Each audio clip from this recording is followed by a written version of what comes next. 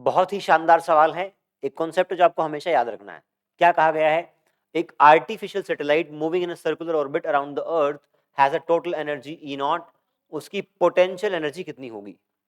तो जब अर्थ के चारों तरफ एक सैटेलाइट घूमेगा तो इसको सर्कल में घुमाने के लिए जो फोर्स रिस्पॉन्सिबल होगी वो gravitational force, that force is G M M by R square and this will be equal to centripetal force.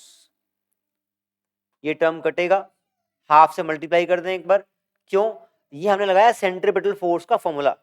इसके बाद हमें बनाना है काइनेटिक एनर्जी, तो एम वी स्क्वायर का टर्म आ गया है, हाफ से मल्टीप्लाई करेंगे, हाफ एम वी स्क्वायर, तो ये आपका आ गया G M M by half और साथ में आर। ये काइनेटिक एनर्जी का टर्म आ गया। Kinetic energy is half G M M by R. अब निकालते हैं पोटेंशियल एनर्जी का टर्म।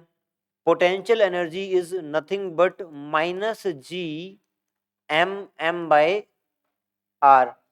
ये पोटेंशियल एनर्जी हो गई। टोटल एनर्जी दोनों को जोड़ के निकलेगी।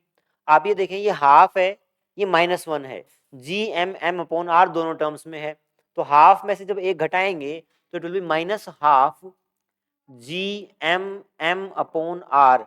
This is total energy. Kinetic, potential और टोटल इस तरीके से हो गई।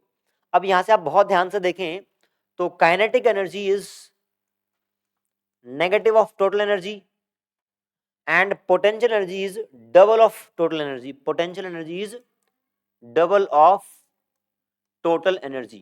अगर कहीं पर आपको टोटल एनर्जी गिवन हो, उसका डबल करने पर हमें मिलती है पोटेंशियल एनर्जी। यहां पर total energy is E naught, इसको डबल कर देंगे तो आपको मिलेगी पोटेंशियल एनर्जी। तो this is your correct answer. इन तीनों टर्म्स को भी आप याद रखेंगे, साथ में टोटल एनर्जी और काइनेटिक एनर्जी का रिलेशन और पोटेंशियल टोटल का रिलेशन भी याद रखेंगे। ये पांचों रिलेशन आपको याद रखने हैं। Very useful concept, do it, mark it important.